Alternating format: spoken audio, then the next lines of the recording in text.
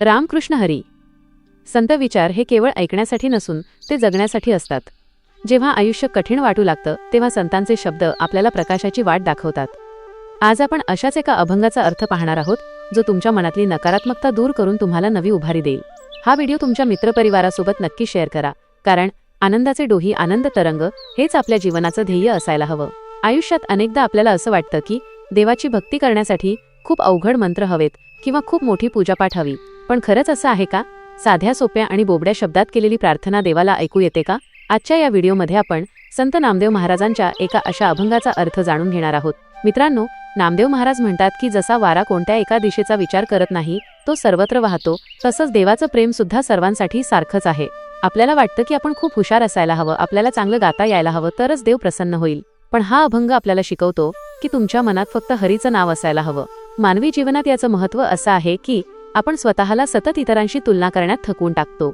मला हे येत नाही, मला ते जमत नाही, या विचारात आपण देवाला विसरतो. हा अभंग सांगतो की तुम्ही जसे आहात तसंच देवासमोर जा. तुमची साधी आणि बोबडी बोली सुद्धा त्याला तितकीच प्रिय आहे. जेव्हा तुम्ही हा विचार आत्मसात करता तेव्हा तुमच्या मनावरचं दडपण निघून जातं आणि तुम्ही खऱ्या अर्थाने आनंदी होता. या अभंगातून आपल्याला सर्वात मोठी शिकवणही मिळते की भक्तीमध्ये मोठेपणाला जागा नाही, तिथे फक्त शब्दांपेक्षा भाव महत्त्वाचा आहे. देवाला तुमच्या दागिन्यांची किंवा तुमच्या ज्ञानाची भूक नाही, तर त्याला तुमच्या प्रेमाची ओढ आहे. दुसरी महत्त्वाची गोष्ट म्हणजे सातत्य. तुम्हाला जसं जमेल तसं तुम्ही देवाचं नाव घेत राहा. आयुष्यात कितीही संकट आली किंवा परिस्थिती कशीही असली तरी मुखातून विठ्ठलाचं नाव जाऊ देऊ नका. जेव्हा तुम्ही स्वतःचं मी पण बाजूला ठेवून देवाला शरण जाता तेव्हा तो केशव तुमचा सांभाळ करायला सदैव तयार असतो. तर मंडळी, आजपासून आपणही प्रयत्न करूया की कोणतंही प्रदर्शन न करता अगदी साध्या आणि निरागस मनाने त्या विठ्ठलाची भक्ती करायची. चला तर मग जाणून घेऊया या अभंगाचा भावार्थ विश्लेषण, सामाजिक संदेश व नैतिक धडा वास्तविक जीवनातील उदाहरणासह. पहिला चरण, माझी या बोबडिया बोला, चित्त द्यावे बा विठ्ठला. भावार्थ विश्लेषण. संत नामदेव महाराज या पहिल्याच चरणात पांडुरंगाकडे अत्यंत प्रेमाने आणि हक्काने आळवणी करत आहेत. ते म्हणतात, हे विठ्ठला, मी तुझ्या चरणी जी प्रार्थना करत आहे, जी गाणी गात आहे, ती कदाचित खूप पंडिती किंवा व्याकरण शुद्ध नसतील. एखादे लहान मूल जेव्हा नुकतेच बोलायला शिकते तेव्हा त्याचे शब्द स्पष्ट नसतात, ते बोबडे बोलते. पण त्या बाळाचे ते बोबडे बोल ऐकून त्याच्या आईवडिलांना राग येत नाही, उलट त्यांना त्याचे खूप कौतुक वाटते आणि ते अतिशय प्रेमाने त्याचे बोलणे ऐकतात. महाराज म्हणतात की हे विठ्ठुराय, मी सुद्धा तुझ्या पाठीशी उभे राहिलेले एक लहान मूल आहे. माझी भाषा, माझे शब्द आणि माझी भक्ती कदाचित अपूर्ण असेल, माझे बोल बोबडे असतील, पण तू माझा माऊली आहेस. त्यामुळे तू माझ्या शब्दांमधील चुकांकडे न बघता, माझ्या बोलण्यातील शुद्धतेकडे न बघता फक्त माझ्या अंतःकरणातील भाव पहा. तू तुझे चित्त म्हणजेच तुझे पूर्ण लक्ष माझ्या या भोळ्याभाबड्या शब्दाकडे दे आणि माझं हे बोबडं बोलणं गोड मानून घे. देवाला भक्तीमध्ये मोठेपणा किंवा अवजड शब्द नको असतात, तर त्याला फक्त मनाचा साधेपणा हवा असतो. हाच मोठा संदेश या चरणातून मिळतो. सामाजिक संदेश आणि नैतिक धडा. या चरणातून संत नामदेव समाजाला अहंकार, त्याग आणि सहजता यांचा धडा देतात. समाजात अनेकदा आपण पाहतो की ज्याच्याकडे जास्त ज्ञान आहे किंवा ज्याची भाषा शुद्ध आहे त्यालाच मान मिळतो. पण संतांना इथे हे सांगायचे आहे की तुमचे शब्द किती अलंकारिक आहेत यापेक्षा तुमच्या मनात किती शुद्धता आणि प्रामाणिकपणा आहे हे महत्त्वाचे आहे. समाजातील प्रत्येक घटकाने, मग तो साक्षर असो वा निरक्षर, स्वतःला कमी न लेखता आपले विचार मांडले पाहिजेत. हाच यातील नैतिक संदेश आहे. वास्तविक जीवनातील उदाहरण. आजच्या कॉर्पोरेट जगात किंवा सामाजिक बैठकांमध्ये अनेकदा एखादा ग्रामीण भागातील माणूस इंग्रजी येत नाही म्हणून गप्प बसतो. पण समजा एखाद्या गावात पाण्याचा प्रश्न सोडवायचा आहे. तिथे एखाद्या अनुभवी शेतकऱ्याने आपल्या गावरान भाषेत दिलेला सल्ला हा एखाद्या तज्ज्ञाच्या किचकट अहवालापेक्षा जास्त मोलाचा ठरतो. इथे महत्त्वाचे त्याचे बोबडे बोल नसून त्यामागची तळमळ आणि अनुभव असतो. जेव्हा समाज या शेतकऱ्याच्या शब्दांचा स्वीकार करतो तेव्हा खऱ्या अर्थाने या चरणातील सामाजिक संदेश अंमलात येतो. दुसरा चरण, वारा वाहे भलत्या ठाया, हीच माझी रागछाया. भावार्थ विश्लेषण. या दुसऱ्या चरणात नामदेव महाराज आपल्या भक्तीचे आणि गायनाचे अतिशय सुंदर आणि निसर्गाचे उदाहरण देऊन विश्लेषण करत आहेत. ते म्हणतात की जेव्हा वारा सुटतो तेव्हा तो कोणत्याही एका विशिष्ट दिशेने किंवा कोणाचे नियम पाळून वाहत नाही. वारा हा मुक्त असतो, तो कुठल्याही बंधनात अडकत नाही आणि तो सर्वत्र सारखाच वाहत राहतो. अगदी त्याचप्रमाणे माझ्या मनातील भक्तीचा आणि गाण्याचा प्रवाह आहे. मला संगीताचे शास्त्र शुद्ध नियम माहीत नाहीत, मला संगीतातील राग, ताल किंवा सुरांची तांत्रिक माहिती नाही. पण जसा वारा त्याच्या मोकळेपणाने वाहतो तशीच माझी ही गाण्याची पद्धत आहे. माझ्या मनातून जो सहज भाव निघतो तीच माझी राग छाया आहे, म्हणजेच तोच माझा खरा राग आणि तोच माझा सूर आहे. ईश्वराची भक्ती करताना माणसाने कोणत्याही कृत्रिम बंधनात अडकू नये. मनात देवाविषयी प्रेम असेल तर तो सहज उमटणारा सूर सुद्धा ईश्वराला सर्वात प्रिय वाटतो. माझी भक्ती या वाऱ्यासारखीच मुक्त आणि नैसर्गिक आहे, असे महाराज इथे सांगतात. सामाजिक संदेश आणि नैतिक धडा. येथे वारा हे स्वातंत्र्याचे प्रतीक आहे. संत नामदेव समाजाला लवचिकता आणि नैसर्गिक वृत्ती जपण्याचा धडा देतात. समाजाने माणसाला नियमांच्या साखळदंडात इतके जखडून ठेवू नये की त्याचा नैसर्गिक विकास खुंटेल. जसा वारा कोणत्याही सीमेचा विचार न करता वाहतो, तसाच विचार आणि कलेचा प्रवाह समाजात मुक्त असावा. कोणा एका विशिष्ट जातीची किंवा वर्गाची मक्तेदारी विचारांवर नसावी, हा मोठा सामाजिक समतेचा धडा संतांनी त्याकाळी दिला होता. वास्तविक जीवनातील उदाहरण: एखाद्या मुलाला चित्रकलेची मनापासून आवड आहे, पण समाज आणि कुटुंब त्याला डॉक्टर किंवा इंजिनियर होण्यासाठी सक्ती करत असेल, तर तिथे त्याच्या नैसर्गिक गुणांची गळचेपी होते. पण जर आपण त्याला वाऱ्याप्रमाणे त्याच्या आवडीच्या क्षेत्रात मुक्तपणे वावरू दिले, तर तो तिथे एक नवा आदर्श निर्माण करू शकतो. आजच्या काळात करिअर निवडण्याचे स्वातंत्र्य देणे, हाच या अभंगाचा खरा सामाजिक अर्थ आहे. तिसरा चरण: गाता येईल तैसेची गावे, मुखी हरिहरी म्हणावे. भावार्थ विश्लेषण: या चरणात नामदेव महाराज आपल्याला भक्तीचा अत्यंत सोपा आणि प्रत्येकाला आचरणात आणता येईल असा मार्ग दाखवत आहेत. ते म्हणतात की आपल्याला जसे जमेल, जसे गाता येईल, तसे भगवंताचे गुणगान करावे. मनात अशी भीती बाळगू नये की मला चांगले गाता येत नाही किंवा माझा आवाज चांगला नाही, तर जसा आवाज आहे, जशी समज आहे, तशाच प्रकारे ईश्वराची आळवणी करावी. सर्वात महत्त्वाची गोष्ट कोणती असेल तर ती म्हणजे आपल्या मुखात सतत त्या हरीचे, त्या विठ्ठलाचे नाव असायला हवे. नामस्मरणात जी ताकद आहे ती जगात कशातच नाही. आपण कसे गातो यापेक्षा आपण कोणासाठी गातो आणि कोणत्या भावाने गातो हे महत्त्वाचे आहे. मुखाने सतत हरिहरी म्हणत राहणे, हाच संसारातून तरुण जाण्याचा सर्वात सोपा उपाय आहे. भक्ती ही कोणाचीही मक्तेदारी नाही, ती प्रत्येकासाठी खुली आहे. फक्त मनात देवाविषयी आदर आणि मुखात त्याचे नाव असायला हवे. हाच सखोल संदेश महाराज या चरणातून आपल्याला देतात. सामाजिक संदेश आणि नैतिक धडा: हा चरण समाजाला दिखावेपणा सोडून कर्तव्यावर लक्ष केंद्रित करण्याचा संदेश देतो. आपण नेहमी असा विचार करतो की माझ्याकडे सर्व सोयीसुविधा असतील तरच मी काम करेन, किंवा माझे काम परिपूर्ण असेल तरच मी लोकांसमोर जाईन. पण संत नामदेव म्हणतात की जसे जमेल तसे सुरुवात करा. समाज तेव्हाच प्रगत होतो जेव्हा प्रत्येक व्यक्ती फळाची किंवा प्रतिमेची चिंता न करता आपले कार्य सुरू ठेवते.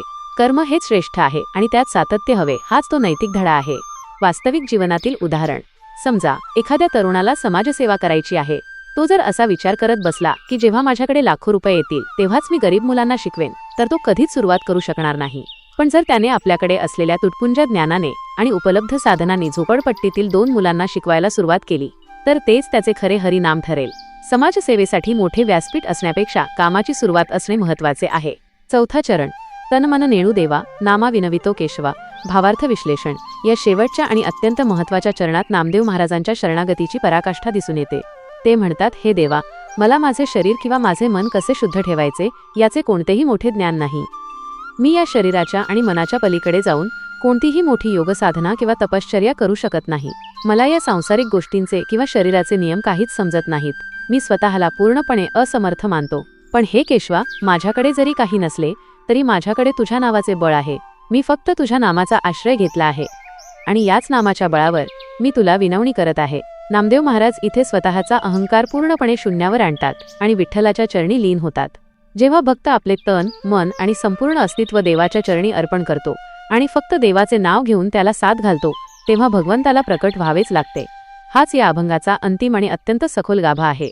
सामाजिक संदेश आणि नैतिक धडा: शेवटच्या चरणात संत नामदेव समर्पण आणि अहंकाराचा पूर्ण लोप याबद्दल बोलतात. सामाजिक कार्यामध्ये जेव्हा मीपणा आता येतो तेव्हा त्या कार्याचा दर्जा घसरतो. मी हे केले हा भाव समाजाला विभागतो, तर हे सर्व समाजासाठी समर्पित आहे हा भाव एकजूट निर्माण करतो. आपली शारीरिक शक्ती आणि मानसिक एकाग्रता पूर्णपणे समाजहितासाठी अर्पण करणे हेच सुदृढ समाजाचे लक्षण आहे. वास्तविक जीवनातील उदाहरण: आपण अनेकदा पाहतो की रक्तदान शिबिरात किंवा नैसर्गिक आपत्तीच्या वेळी जेव्हा स्वयंसेवक रात्रंदिवस काम करतात, तेव्हा ते स्वतःच्या शरीराचा किंवा थकव्याचा विचार करत नाहीत. ते तिथे आपली ओळख विसरून केवळ माणुसकी म्हणून झटत असतात. त्यांचे ते तनमन विसरून केलेले काम म्हणजेच केशवाची खरी सेवा आहे. ज्या दिवशी आपण समाजासाठी काम करताना स्वतःचा स्वार्थ पूर्णपणे बाजूला ठेवतो, त्या दिवशी आपण खऱ्या अर्थाने या अभंगातील नैतिक धडा गिरवलेला असतो. आजच्या म्हणजेच सध्याच्या काळातील नवीन पिढीसाठी अभंगाचा संदेश त्यांच्या आधुनिक भाषेत: प्रिय तरुण मित्रांनो, आजची पिढी परफेक्शनच्या मागे धावणारी आहे. सोशल मीडियावर स्वतःचे सर्वोत्तम रूप दाखवण्याचा एक मोठा दबाव त्यांच्यावर असतो. अशा वेळी नामदेव महाराज त्यांना सांगतात, मित्रांनो, विठ्ठलासमोर तुम्हाला परफेक्ट असण्याची अजिबात गरज नाही. तिथे फिल्टर लावण्याची गरज नाही. तुम्ही जसे आहात, तुमचे विचार जसे रॉ आणि रिअल आहेत, तसेच देवाकडे जा. तुमच्या बोबड्या बोलांचे म्हणजे तुमच्या मनातल्या खऱ्याखुऱ्या भावनांचे देव स्वागतच करेल. तिथे तुम्हाला जज करणारे कोणीच नाही. आजचे तरुण नेहमी म्हणतात की आम्हाला फ्रीडम हवे आहे, आमच्यावर कोणाचे बंधन नको. नामदेव महाराज नेमके तेच सांगत आहेत. वारा वाहे भलत्या ठाया म्हणजे तुमची भक्ती ही कुठल्याही चौकटीत अडकलेली नसावी. ती एकदम फ्री, एकदम मुक्त असावी. देव शोधण्यासाठी तुम्हाला कुठतरी लांब डोंगरावर किंवा जंगलात जाण्याची गरज नाही. तुम्ही तुमचे कॉलेज सांभाळून, तुमची नोकरी करून, मित्रांसोबत फिरतानाही देवाशी कनेक्ट राहू शकता. भक्ती ही कोणतीही प्रायव्हसी हिरावून घेत नाही, तर ती मनाला खरी शांतता देते. आजच्या पिढीला गाण्याची, संगीताची खूप आवड आहे. महाराज म्हणतात, तुम्हाला जसे जमेल तसे गा.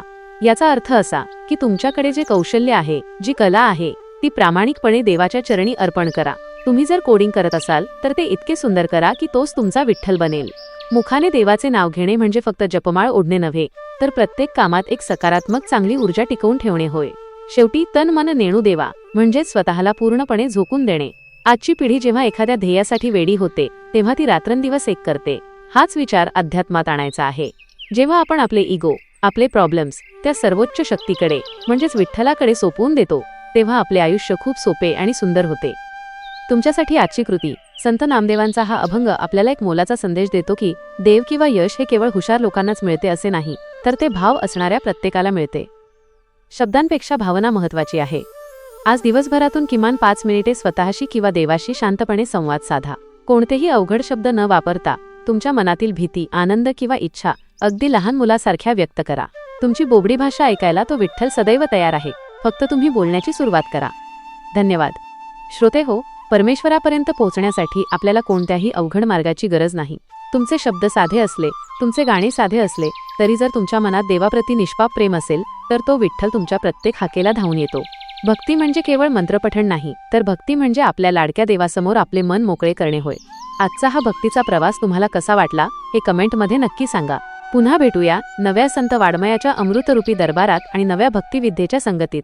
बोला पुंडलिक वरदे हरी विठ्ठल श्री ज्ञानदेव तुकाराम. पंढरीनाथ महाराज की जय. जाण्यापूर्वी चॅनलला सबस्क्राईब करायला विसरू नका, जेणेकरणे विठुनामाची ही वारी अशीच अखंड सुरू राहील. रामकृष्ण हरी. नामस्मरण करा, आनंदात रहा.